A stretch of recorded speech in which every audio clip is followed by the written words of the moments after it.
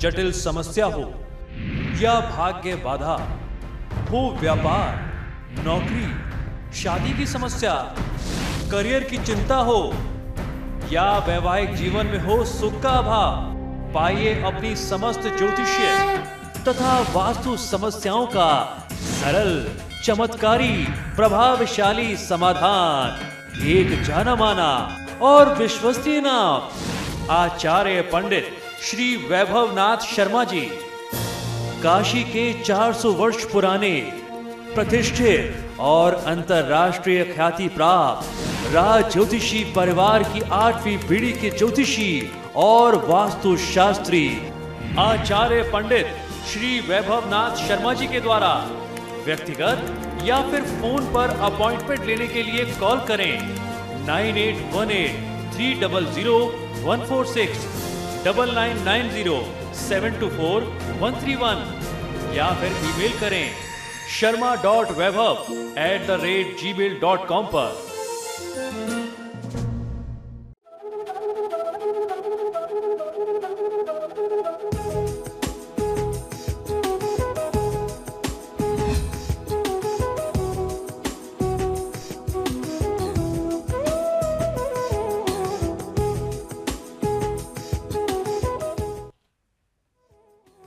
नमस्कार, स्वागत है आपका आपके सितारे में और मैं हूं आपके साथ दिव्या तिवारी। कहते हैं जैसी संगत वैसी रंगत, उसी तरह जैसी आपकी बोली वैसा आपका नेचर।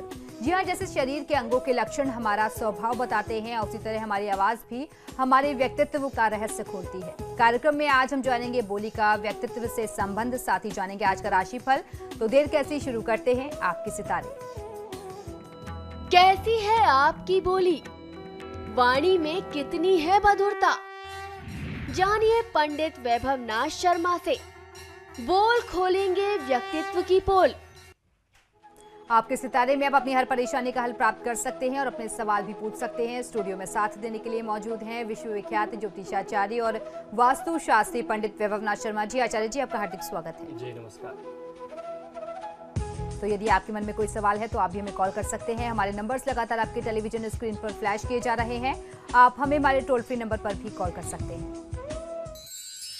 आप हमसे सीधी बात कर सकते हैं। हमारा टोल फ्री नंबर है 18001026 आप इस नंबर पर मुफ्त में कॉल करें। इसके अलावा आप हमें हमारे लैंडलाइन नंबर्स 0120464632 और 012046463227 पर भी कॉल करके हमसे सीधी बात कर सकते हैं।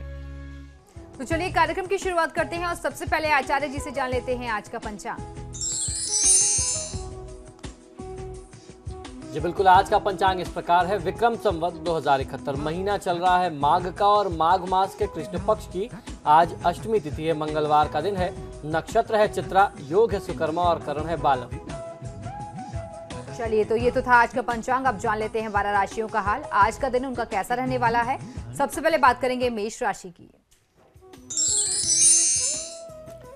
मेष राशि वाले जातक लोगों के लिए उच्चाधिकारियों के कारण आपके कष्ट बढ़ सकते हैं। अपने व्यावसायिक क्षेत्रों का विस्तार करने के लिए समय आपके पक्ष में है। इस समय चाहे आप तो अपने व्यापार में वृद्धि कर सकते हैं। विस्तार के लिए कुछ परियोजनाओं पर काम करना आपके लिए शुभ फलदायी होगा।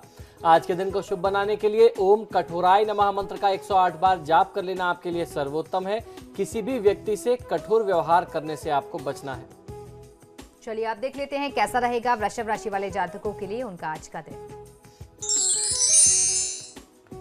वृषभ राशि वाले जातक लोगों के लिए कार्यों में जोश और उत्साह का भाव बनाए रखने की आवश्यकता है। आपको धन और नाम आज दोनों की प्राप्ति होने की संभावना बहुत अच्छी बनती है। आज के दिन को शुभ बनाने के लिए ओम त्रिपुरांतकाय नमः मंत्र का 108 बार जाप कर लेना आपके लिए सर्वोत्तम होगा।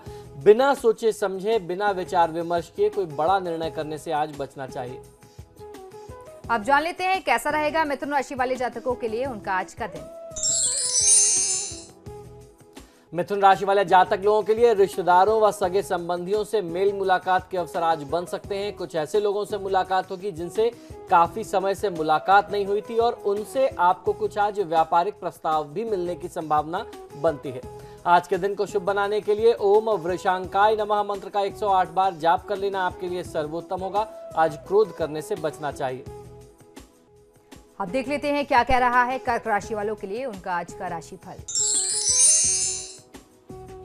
कर्क राशि वाले जातक लोगों के लिए आपका उत्साह, जोश और ऊर्जा शक्ति को आज बनाए रखें यदि आप, तो अपने कार्यक्षेत्र में आज आप बहुत अच्छी वृद्धि पा सकते हैं। आज सफलता प्राप्ति का दिन है। आवश्यकता है अपने आत्मविश्वास को बनाए रखने की।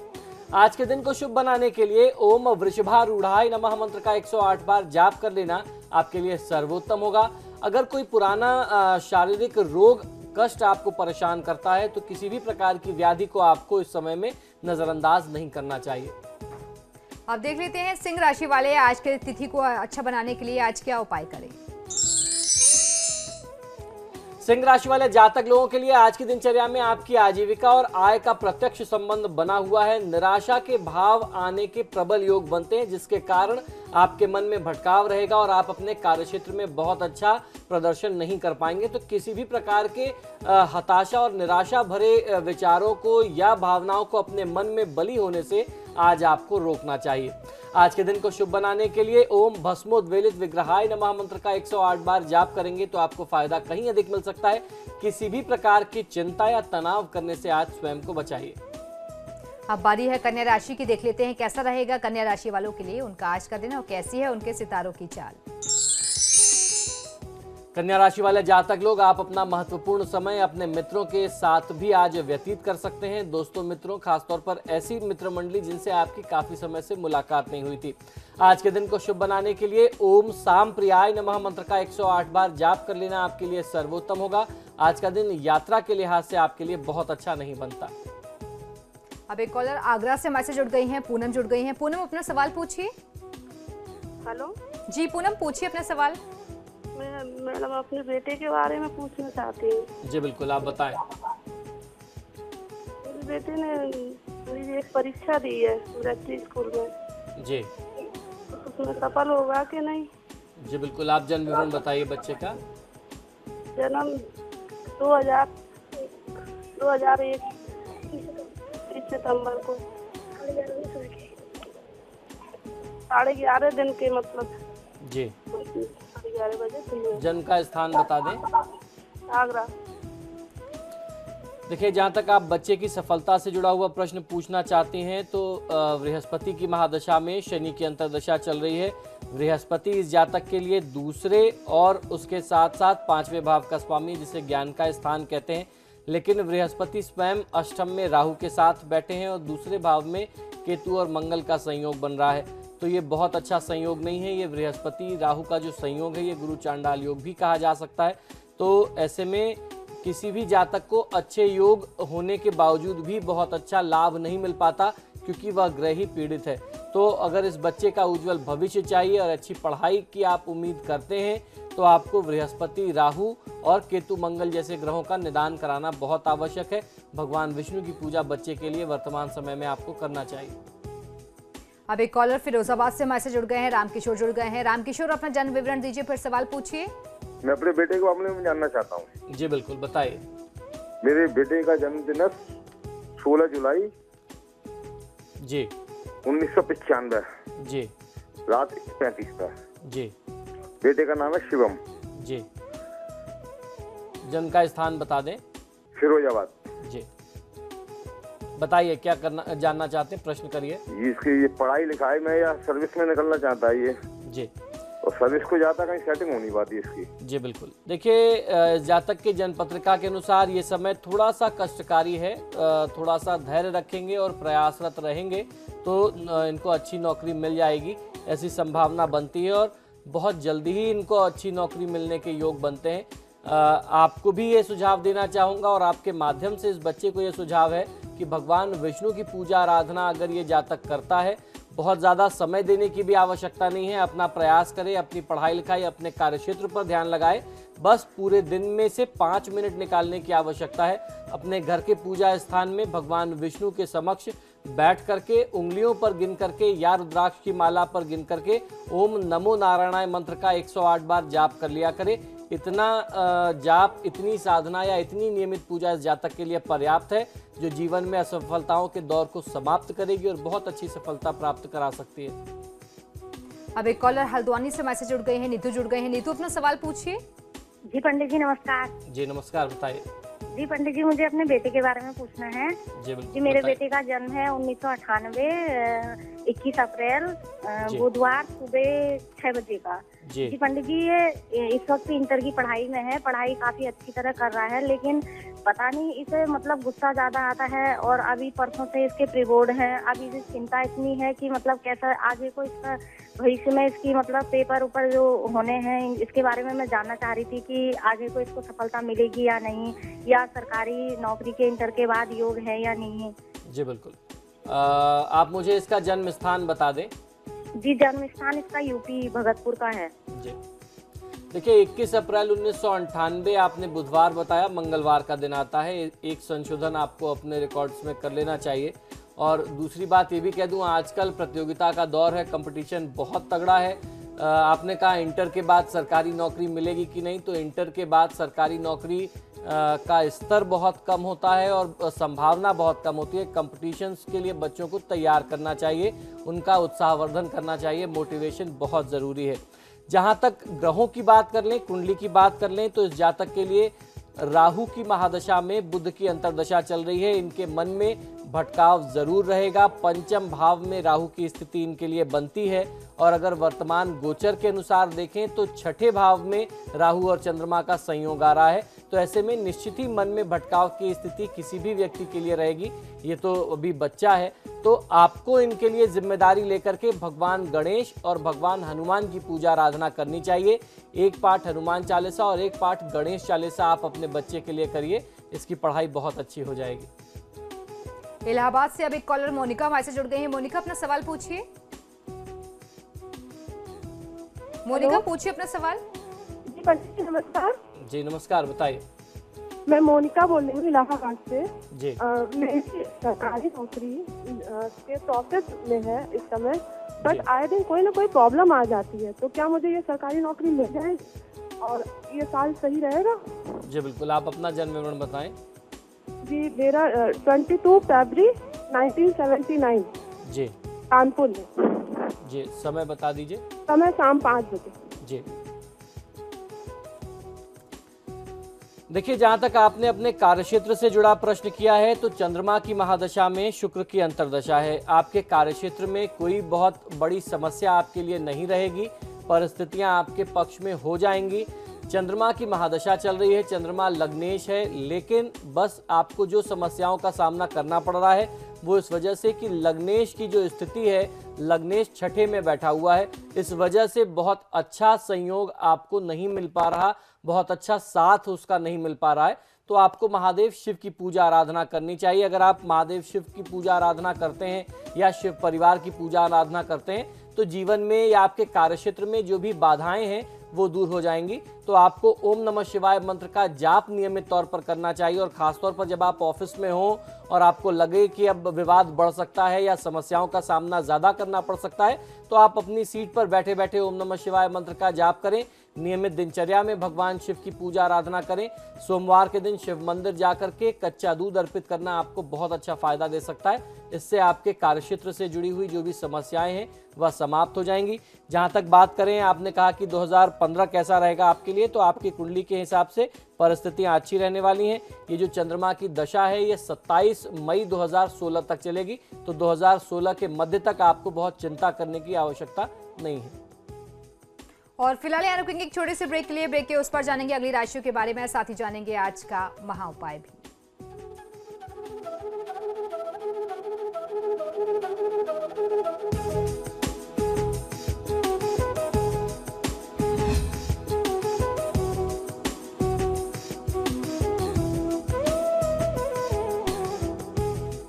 ब्रेक के बाद एक बार फिर से आपका स्वागत है। चलिए अब बढ़ते हैं अगली राशि की ओर, जान लेते हैं कैसा रहेगा तुला राशि वालों के लिए उनका आज का दिन।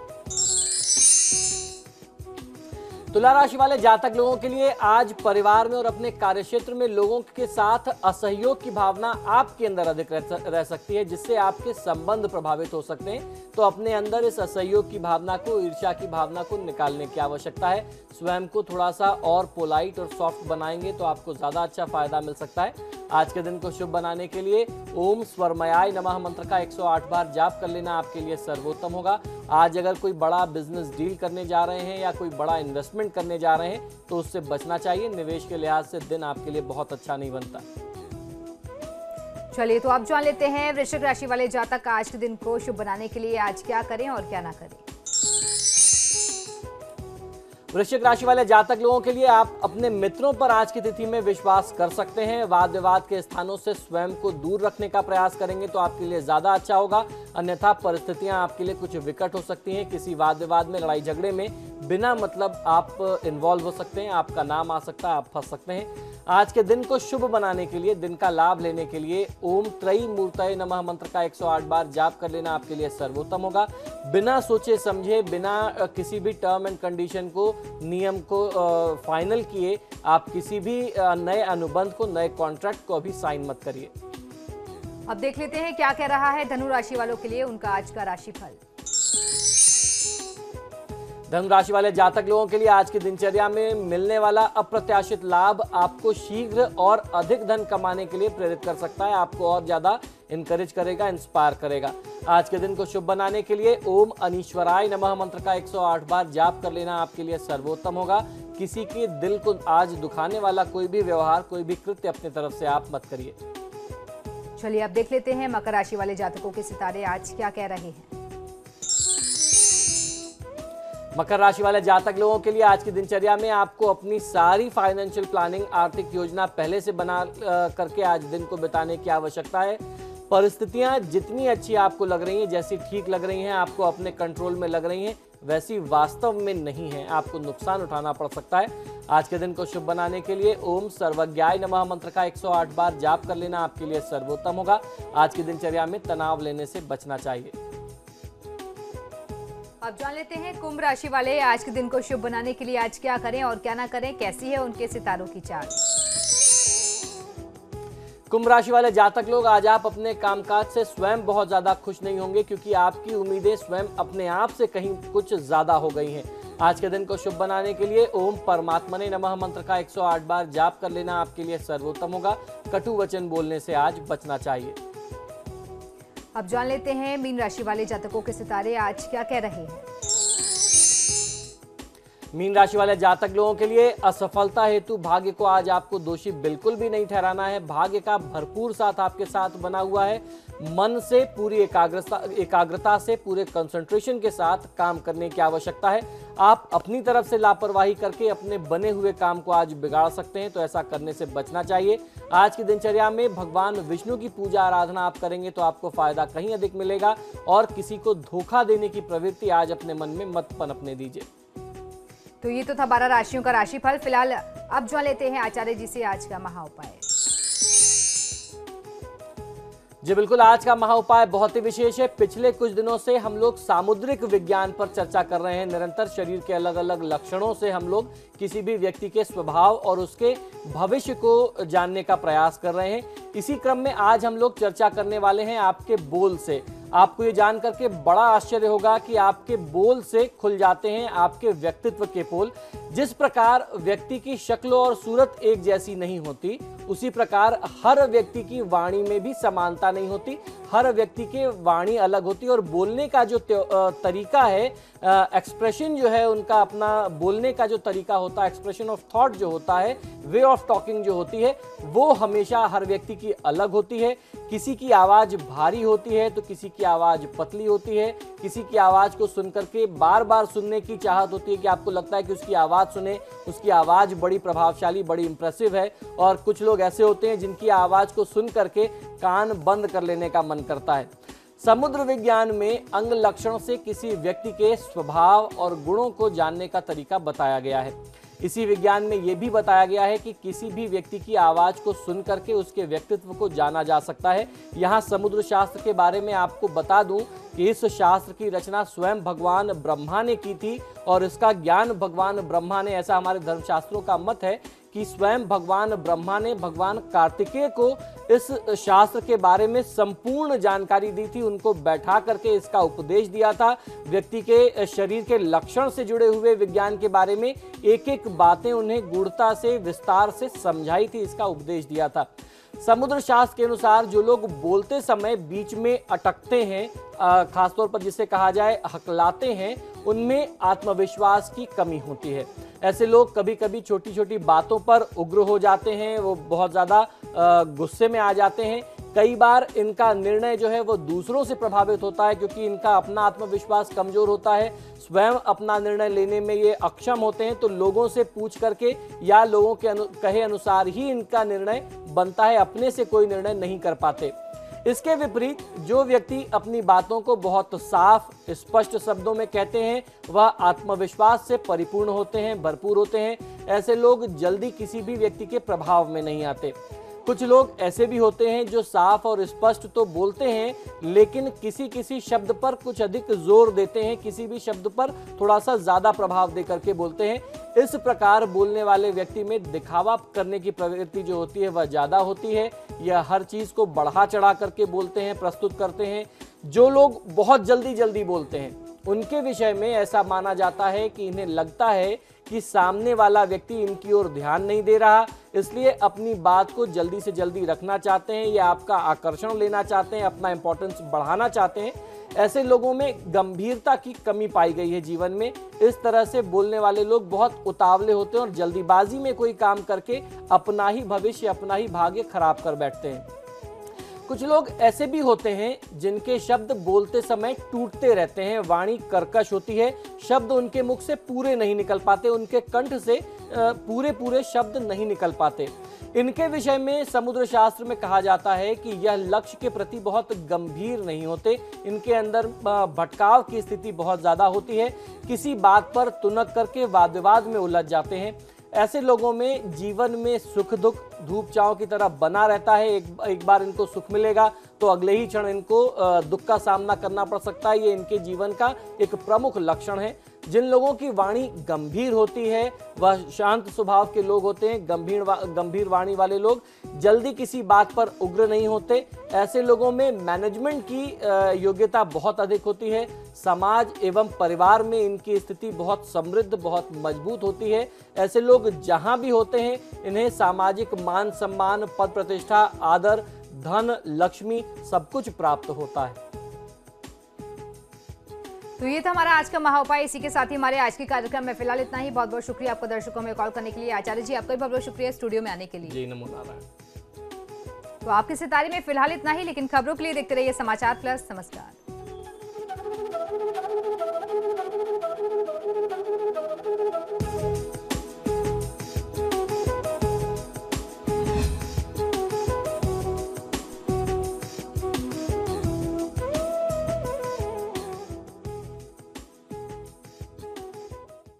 जटिल समस्या हो या भाग्य बाधा हो, व्यापार, नौकरी, शादी की समस्या, करियर की चिंता हो या वैवाहिक जीवन में हो सुख का अभाव, पाइए अपनी समस्त ज्योतिषीय तथा वास्तु समस्याओं का सरल, चमत्कारी, प्रभावशाली समाधान। एक जाना माना और विश्वसनीय नाम आचार्य पंडित श्री वैभवनाथ शर्मा जी। काशी के 400 वर्ष पुराने प्रतिष्ठित और अंतरराष्ट्रीय ख्याति प्राप्त राज ज्योतिषी परिवार की 8वीं पीढ़ी के ज्योतिषी और वास्तु शास्त्री आचार्य पंडित श्री वैभवनाथ शर्मा जी के द्वारा व्यक्तिगत या फिर फोन पर अपॉइंटमेंट लेने के लिए कॉल करें 9818 300 146 9990 724 131 या फिर ईमेल करें sharma.vaibhav@gmail.com पर।